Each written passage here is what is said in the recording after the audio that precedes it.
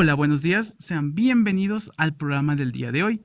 Soy el Chuya Gallardo y hoy hablaremos acerca de los presidentes del Consejo Municipal Republicano. Ya abordamos en un programa anterior lo que eran los cargos de presidente del Cabildo Colonial, nombre con el cual se conocía a los alcaldes de la ciudad de Quito. El día de hoy nos toca hablar acerca de los presidentes del Consejo Municipal, un cargo que se desempeñó en una parte de la vida republicana del Ecuador y también en la Gran Colombia. Recordándoles que encontrarán en la descripción el minuto exacto en el cual se habla acerca de cada tema. También está activa la opción de subtítulos en idiomas inglés, francés e italiano. También les recomiendo suscribirse al canal para que no se pierdan uno de estos videos. También a la página del Chuya Gallardo, en donde subimos contenido extra al tratado en este programa. Y bueno, mis chuyas, comencemos. En un programa anterior hablamos acerca del cargo de presidente del Cabildo Colonial. El día de hoy nos toca abarcar lo que fue el cargo de presidente del Consejo Municipal Republicano. Esta es una nueva etapa en la historia del país, que va del año 1822 a 1945. Estamos hablando del periodo en el cual se funda la Gran Colombia y se anexa a la Real Audiencia de Quito a estos territorios. Los presidentes del Consejo Municipal tienen las mismas atribuciones que en la época colonial, es decir, administrar justicia, repartir tierras y hacer obras públicas y sociales. También estos presidentes son escogidos por la dignidad que en ese momento esté a cargo del país. Aquí aparecen presidentes como por ejemplo el señor José Félix Valdivieso, el cual tiene el honor de ser el primer presidente del Consejo Municipal Republicano. Su administración va del 25 de mayo de 1822 al 31 de diciembre de 1823. Es decir, él entra en el cargo un día después de la batalla de Pichincha, la cual se da un 24 de mayo de 1822. El cargo es dado o otorgado por Antonio José de Sucre. ¿Cuáles fueron las obras que se dan en esta administración? Primero, se rinde homenajes a Sucre y a Bolívar. Recordemos que es una etapa en la cual la mayoría de personajes se enfocaron en rendir honores a los héroes de la independencia. Este personaje, José Félix Valdivieso, hace eso en su administración. Pero también restaura el Parque de la Alameda, que estaba destruido por los cerdos y las reses. En época colonial, este Parque de la Alameda y el del Ejido eran lugares para pastoreo de las reses, que en esta etapa, en una etapa ya gran colombiana, se buscaba recuperar estos espacios.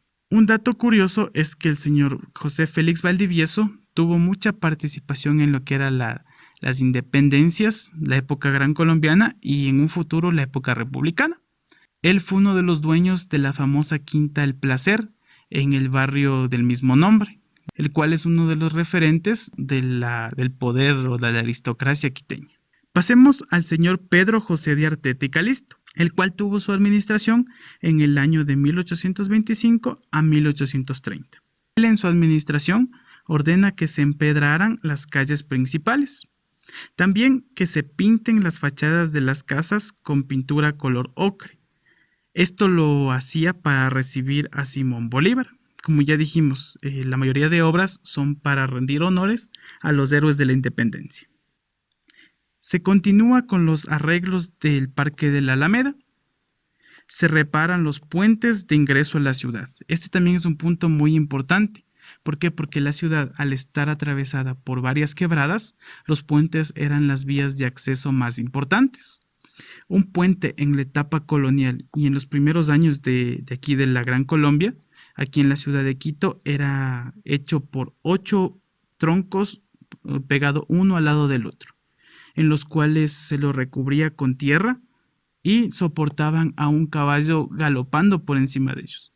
Ese era el estándar de calidad en esa época, que un caballo pueda pasar galopando por estos puentes.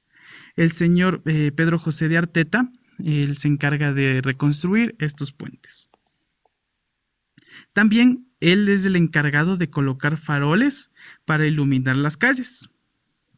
Y también se inician los trámites para colocar una pirámide conmemorativa en el lugar donde fue la batalla de Pichincha.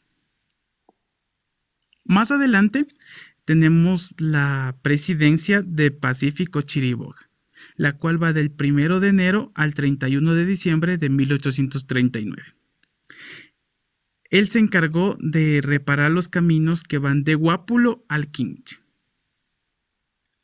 También es el encargado de reparar la arquería subterránea de la quebrada de Sanguña. Esta quebrada de Sanguña recorría lo que era el Sagrario y el Centro Cultural Metropolitano.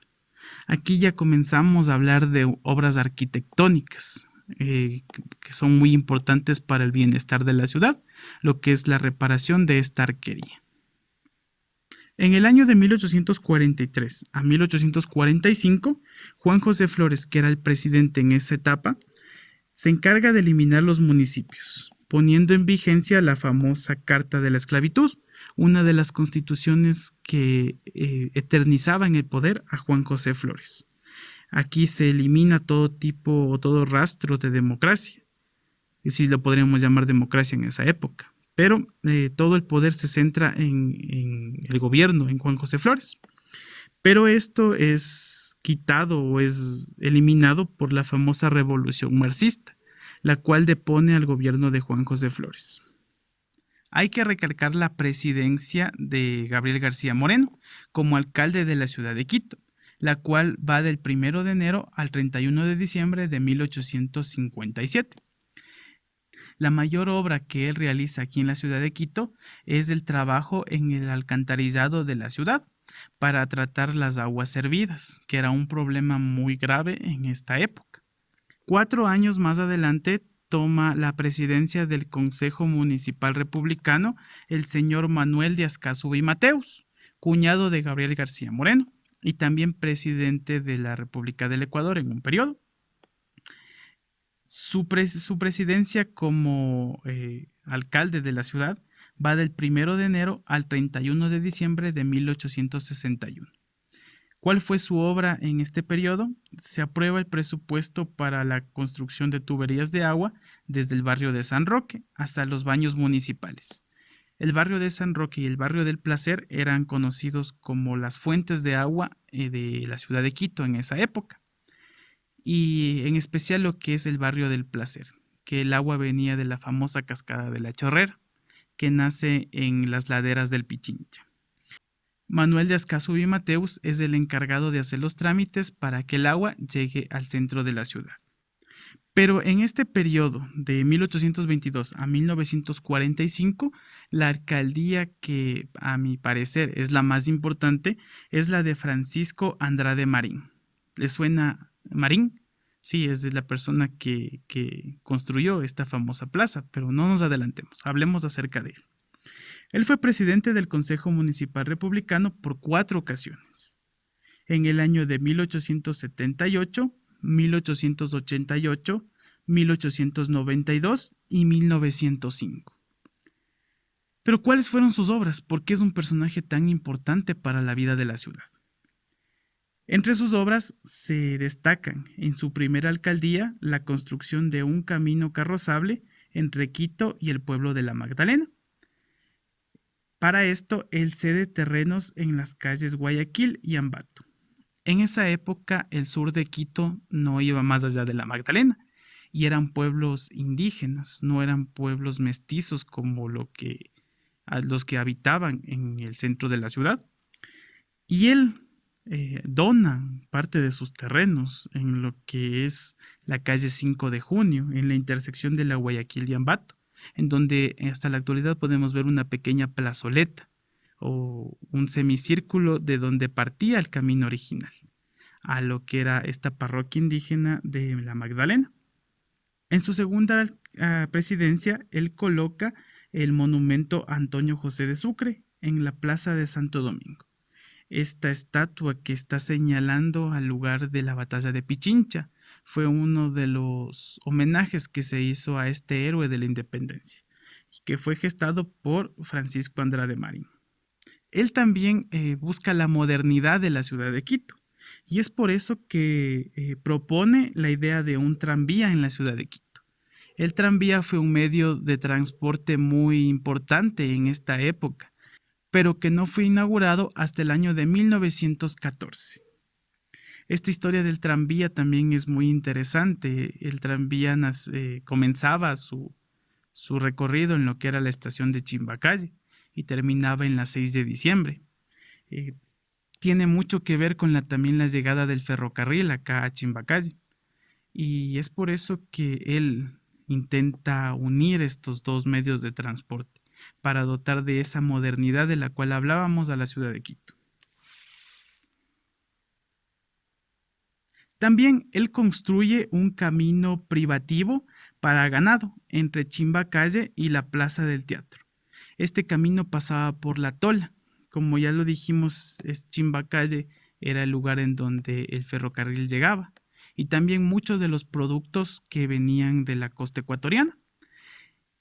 Y estos productos o estos animales llegaban a la Plaza del Teatro. ¿Por qué a la Plaza del Teatro?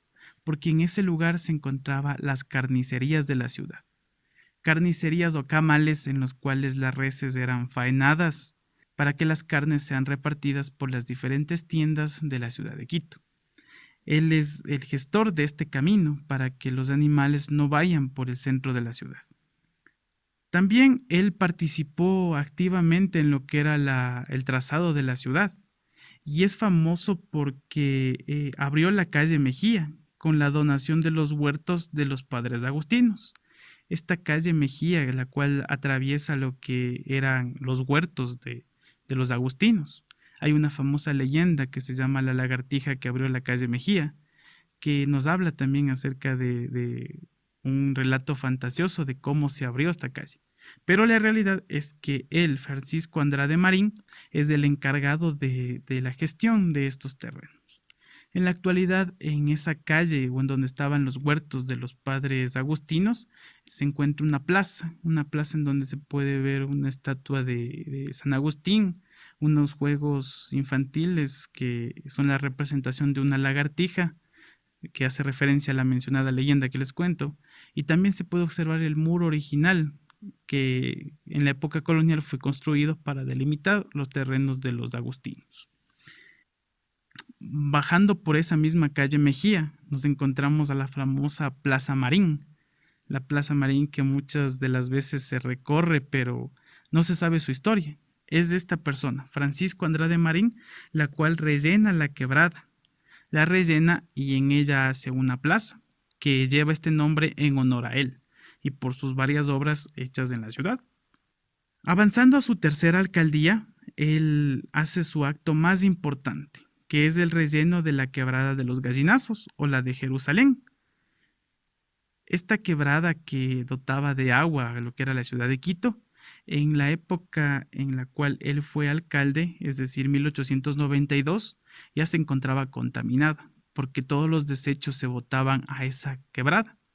Y él decide rellenarla y convertirlo en una calle, en la calle 24 de Mayo. En la actualidad existe un muy lindo bulevar, el cual se encuentra encima de lo que era la antigua quebrada de los Gallinazos. También más arriba de lo que es la calle 24 de Mayo, él construye la Plaza de la Victoria en el barrio de San Roque, la cual dota de una elegancia a este barrio de San Roque, que antiguamente era para las élites de la ciudad de Quito.